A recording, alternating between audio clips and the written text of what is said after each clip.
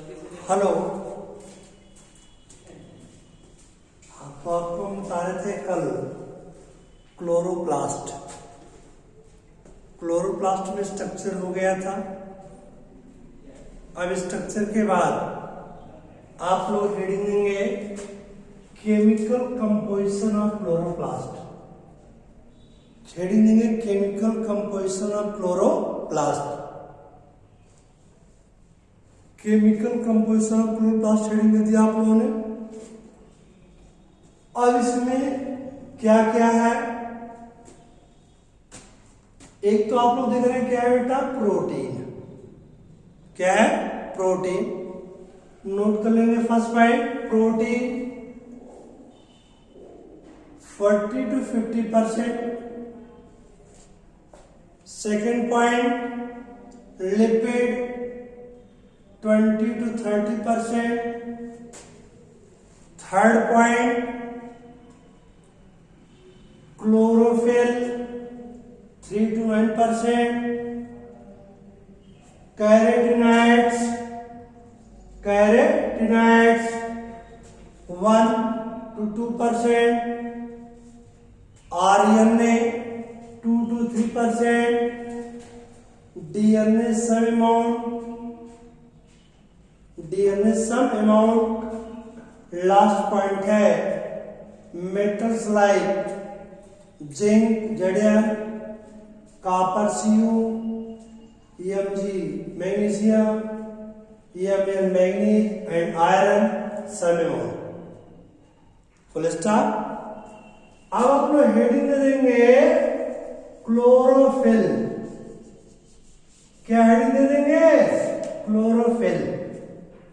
अब आपको मालूम है क्लोरोफिल क्या होता है? ये ग्रीन पिगमेंट होता है। क्या होता है? ग्रीन पिगमेंट होता है। कहां प्रेजेंट होता है? ये ग्रेनम के थाइलेक्वाइड के क्वांटासोम में प्रेजेंट होता है। नोट कर लेंगे। The green pigment present in क्वांटासोम्स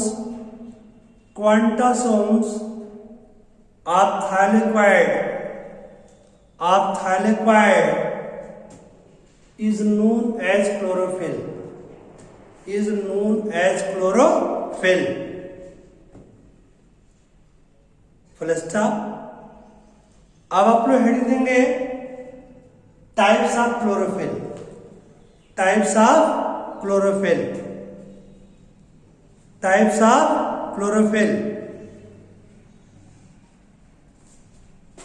heading दे दिया आपने, please write down. The chlorophyll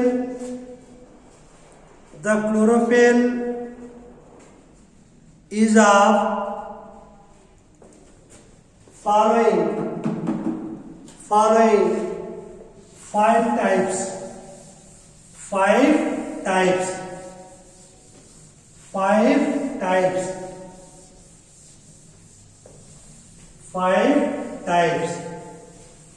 first आप पॉइंट देंगे क्लोरोफिल ए।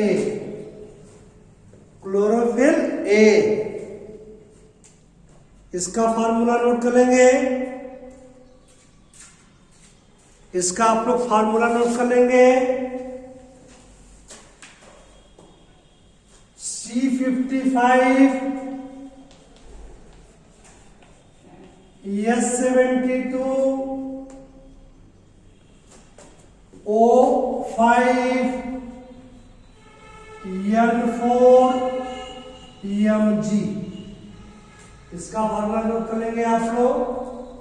C55 S72 O5 N4 Mg।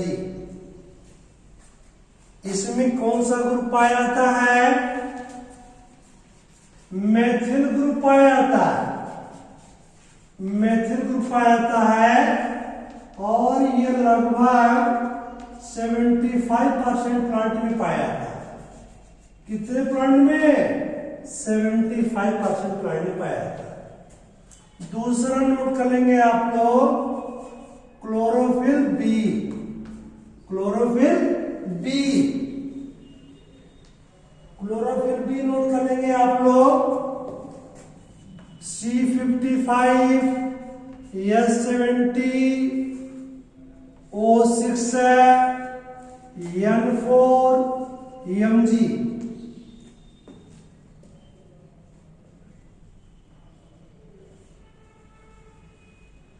N4 Mg। यहां पर क्या पाया जाता है? CHO ग्रुप पाया जाता है। क्या पाया जाता है? CHO ग्रुप पाया जाता है और ये लगभग 25% प्लांट में पाया जाता है। थर्ड है क्लोरोफिल सी। क्लोरोफिल सी ये पाया जाता है फियोफाइसी के मेंबर में। फियोफाइसी एल्गी में पाया जाता है, जिसका कलर क्या होता है? ब्राउन। Brown colour. इसके बाद चौथा है आपका क्लोरोफिल डी। ये पाया जाता है रोडोफाइसी के मेंबर्स में। रोडोफाइसी के मेंबर्स में जो क्या है? Red algae. क्या है? Red algae.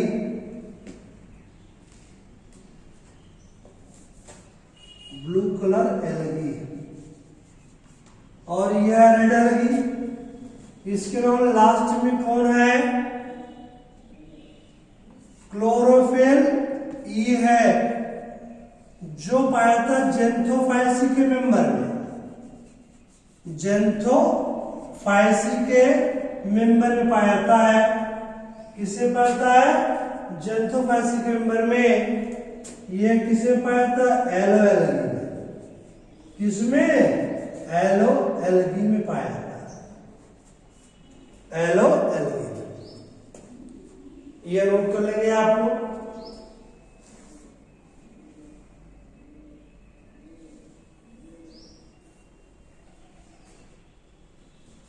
नोट कर लेंगे आप लोग।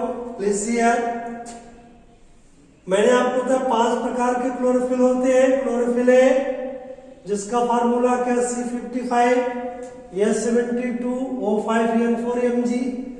इसमें CH3 ग्रुप पाया जाता है और ये 75% प्लांट में पाया जाता है। इसके बाद क्लोरोफिल बी C55 S70। आप लोग तो इसमें CH3 ग्रुप, इसमें CHO, तो 2 H जो है कम हो गया, अर्थात 72 था तो यह 70 और O5 था यहाँ O6 हो गया। इसका अंदर एक तो यहाँ बढ़ रहा है CHO ग्रुप, समझ रहे? और N4 Mg यह 25% प्लांट में पाया जाता है। इसके बाद फिर क्या है? क्लोरोफिल सी, यह फियोफाइसी या ब्राउन एल्गी में पाया जाता है। क्लोरोफिल डी रोडोफाइसी या रेड एल्गी में पाया जाता है। और क्लोरोफिल ई जो है जेंथोफाइसी, ये आप कह लीजिए जो है किसमें पाया जाता है? यह एलो एल्गी में पाया जाता है। अब आप लोग हेडिंग दे देंगे इसके बाद कैरोटीनॉइड्स। क्या हेडिंग देंगे? कैरोटीनॉइड्स।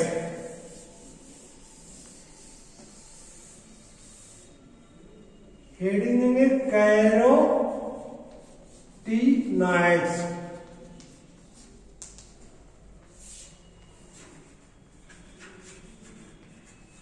कैरोटीन और जेंथोफिल। अभी आप इसको नोट नहीं करेंगे। कैरोटीनॉइड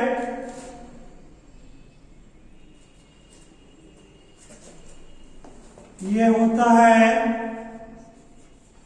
ऑरेंज कलर का और ये होता है येलो कलर का। इसका फॉर्मूला है C40 H56। इसका formula C40 H56 O2। Hello इधर देखिए जरा, कैरोटीनॉइड क्या होता है? मैंने आपको बताया ये ऑरेंज है और येलो कलर के पिगमेंट होते हैं। कहाँ पाए जाते हैं? यह भी ग्राना के थैलेपॉइड के क्वांटासोम में पाए जाते हैं। और आप लोग देखते हैं जनरली जो मैंगो होता है उसमें या किसी किसी प्लांट में जो यंग लीफ होती है वो ग्रीन नहीं होती, थोड़ा कलर्ड होती है। क्या होती है? कलर्ड होती है। और वो जो कलर होता है वो किसके कारण होता है? इसी कैरोटीनॉइड के कारण होता है। और मैंने आपको बताया कैरोटीनॉइड दो प्रकार के होते हैं। पहला होता है कैरोटीन जिसका ऑरेंज कलर होता है, फार्मूला क्या होता है? C40H56। दूसरा ज़ैंथोफिल जिसका येलो कलर है, फार्मूला क्या है? C40H56O2। Please write down. देखिए, it is present in quantasomes, it is present in क्वांटासोम्स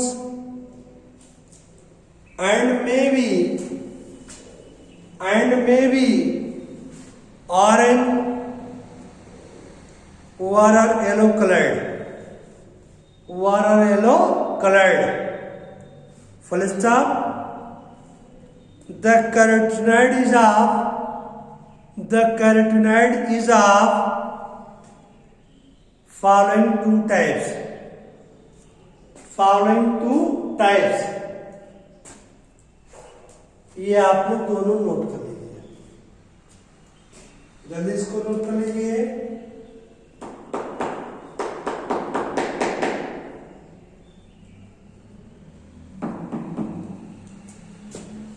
carotene orange colour का होता है C40H56, ज़ैंथोफिल येलो कलर का C40H56O2।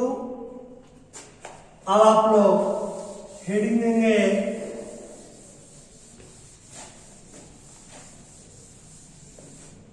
Semi autonomous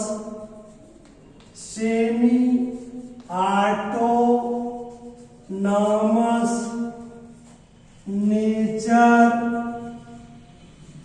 of chloroplast.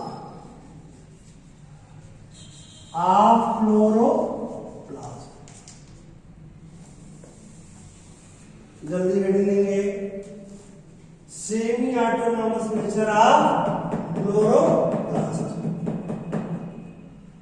Semi autonomous nature of chloroplast.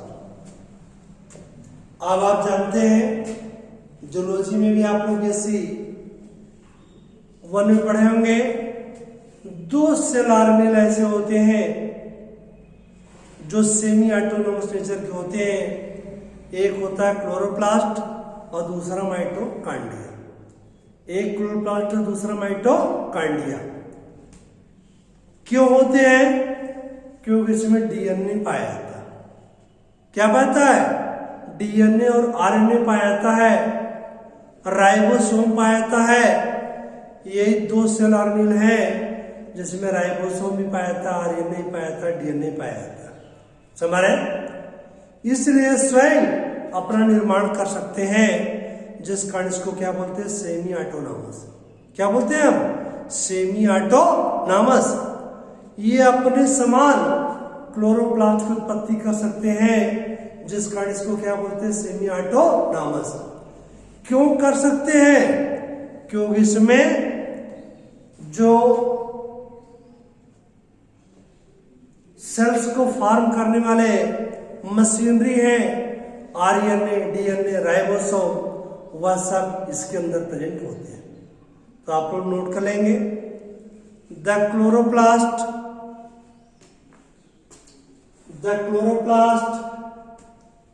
is semi-autonomous cell organelle due to presence of following characters.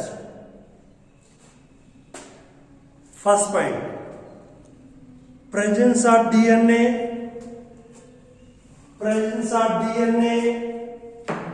comma, RNA and ribosomes.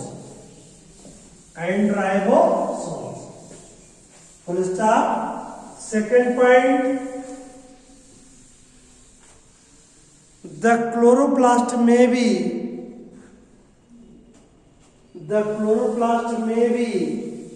arised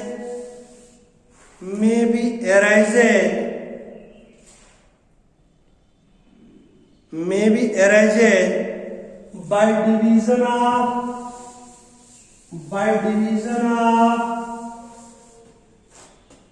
pre-existing pre-existing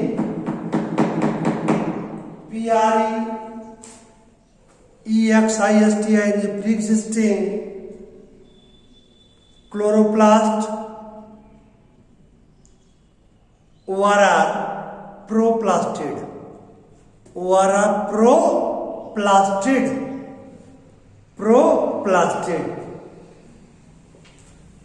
full stop.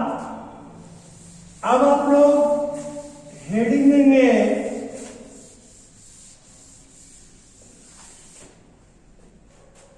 Functions of chloroplast.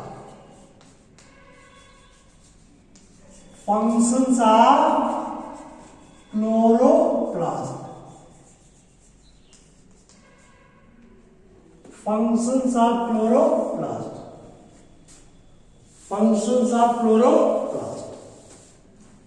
Chloroplast के क्या कार्य है?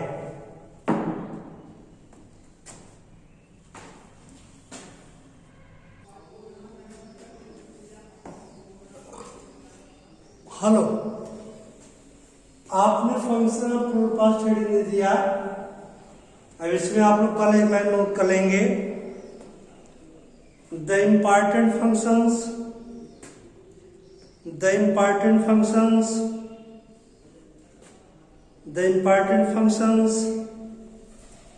of chloroplast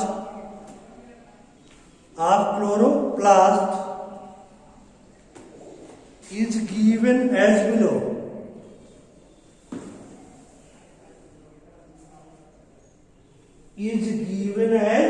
below. First आप लोग heading दे देंगे.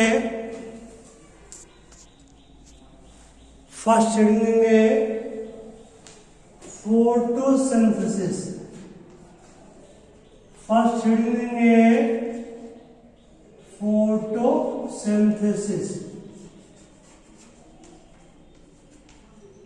क्या heading देंगे आप लोग? First photosynthesis. अब एक मिनट आपको समझा दें हम.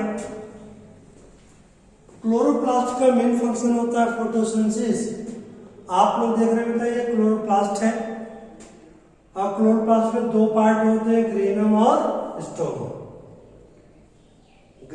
और स्टोमा होते हैं. बोलिए, तो ये क्या है? स्टोमा.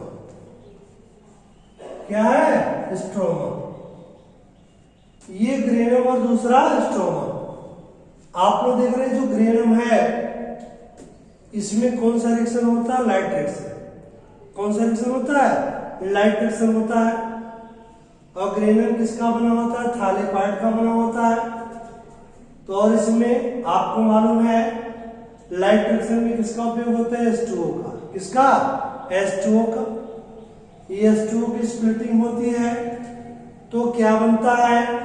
NADPH2 और ATP बनता है और O2 रिलीज होती है एटमॉस्फेयर. और ये ATP और NADPH2 चला जाता है डार्क रिएक्शन. कहां पर?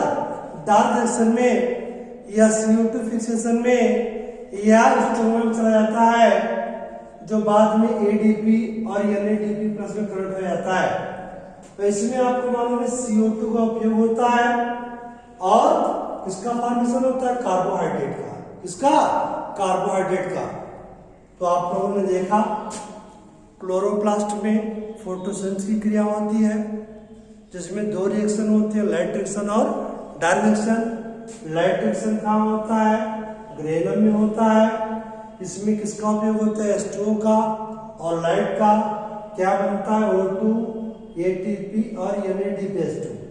O2 एटमॉस्फेयर में रिलीज हो जाता है, ATP और NADPH2 स्ट्रोमा में चला जाता है डार्क रिएक्शन में, जहाँ CO2 का उपयोग होता है और कार्बोहाइड्रेट का फॉर्मेशन होता है।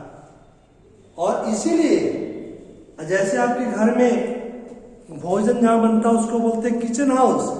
यहाँ पर प्लांट में भोजन बनता है क्लोरोप्लास्ट में, जिस कारण इसको बोलते हैं kitchen house of the cell. Kitchen house of the cell. Please write down the main function of, heading दिए थे आप लोग फोटोसिंथेसिस। फोटोसिंथेसिस आप लोग हेडिंग दिए थे। अब इसका स्क्रीनशॉट भी ले लीजिए, फिगर का ले लेंगे स्क्रीनशॉट आप लोग, बाद में फिगर ड्रा कर लेंगे। लिखिए the main function of chloroplast, the main function of chloroplast is a synthesis of food, synthesis of food, synthesis of food through photosynthesis, through photosynthesis, and hence chloroplast is known as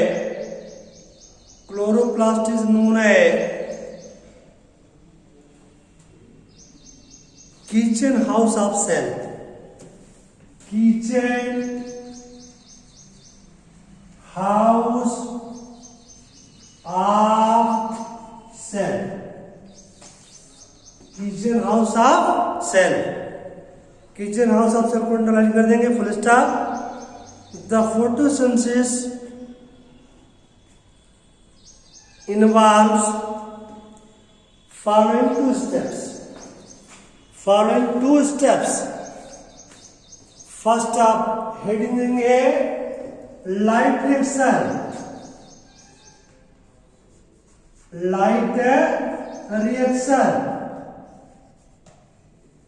First heading light reaction. Write down, it occurs in stroma, it occurs in grana, it occurs in grana, it occurs in grana, full stop. The photolysis of water, the photolysis of water, the photolysis of water, the photolysis of water occurs and O2, ATP and NADPH2 are produced. B heading देंगे आप लोग dark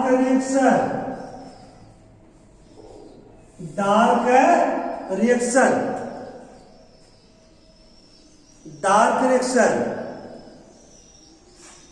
इसमें note करेंगे it occurs in stroma, it occurs in stroma, it occurs in stroma, full stop. The reduction of CO2 takes place in the formation of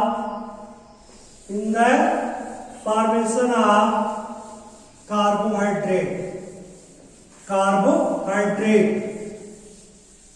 in the formation of carbohydrate. अब आप लोग reaction note कर लेंगे इसका, photosynthesis का 6CO2 plus 12H2O, solar light, solar energy कौन trap करता है? क्लोरोफिल। क्या बन गया? C6H12O6 plus 6H2O plus 6O2। जल्दी से रिएक्शन को नोट कर लेंगे आप।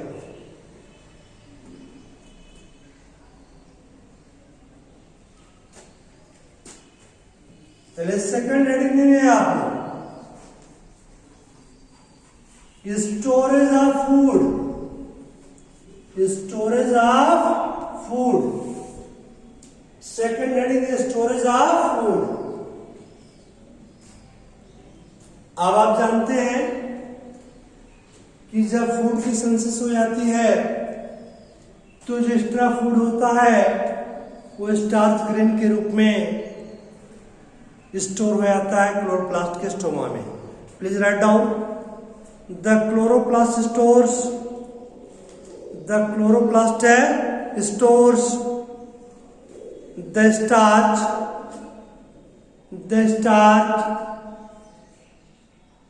in the form of starch grain,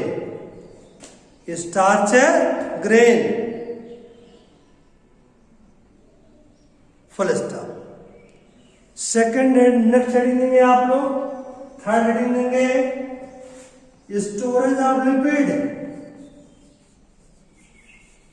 storage of lipid, storage of lipid.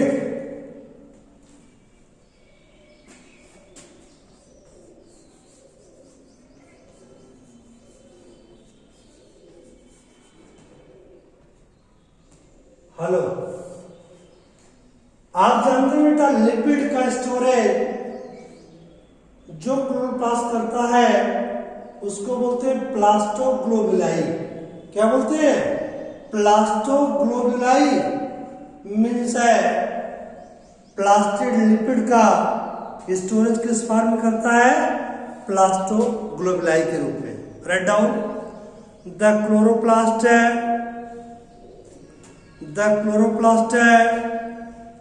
Stores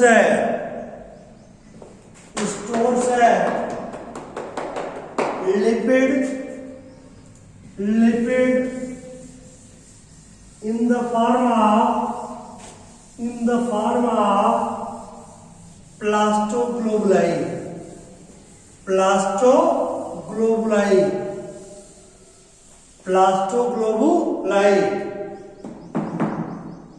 full stop. Next heading देंगे आप लोग consumption of CO2। Fourth heading देंगे आप लोग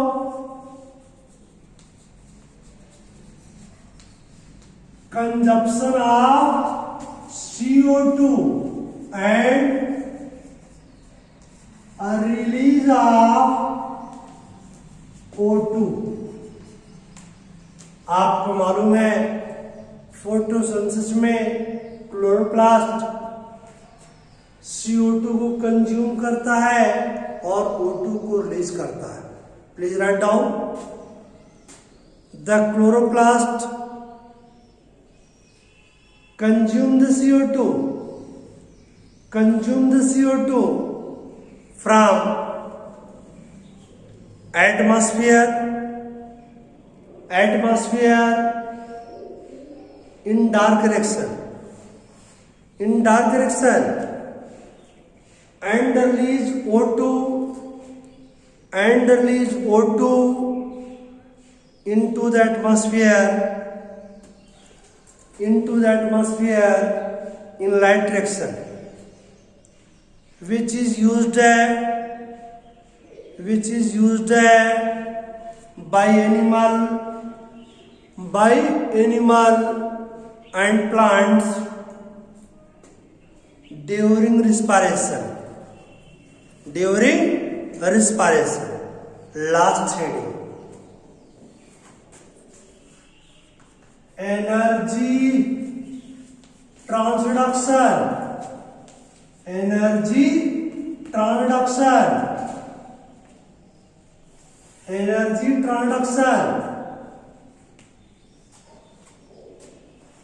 आप जानते हैं लाइट एनर्जी को यह केमिकल एनर्जी में कन्वर्ट कर देता है in the form of food. Light energy को ग्रीन पार्ट क्या करता है, रिसीव करता है और इसको C6H12 में कन्वर्ट कर देता है, मीन्स फूड एनर्जी या केमिकल एनर्जी में कन्वर्ट कर देता है। Please write down the chloroplast trap है, TRAP ट्रैप है solar energy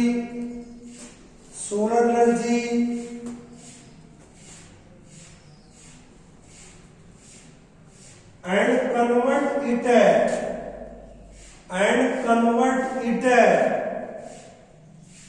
into chemical energy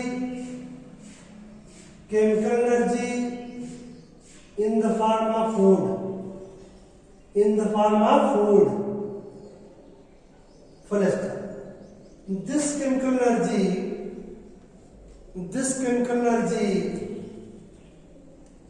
are utilized by all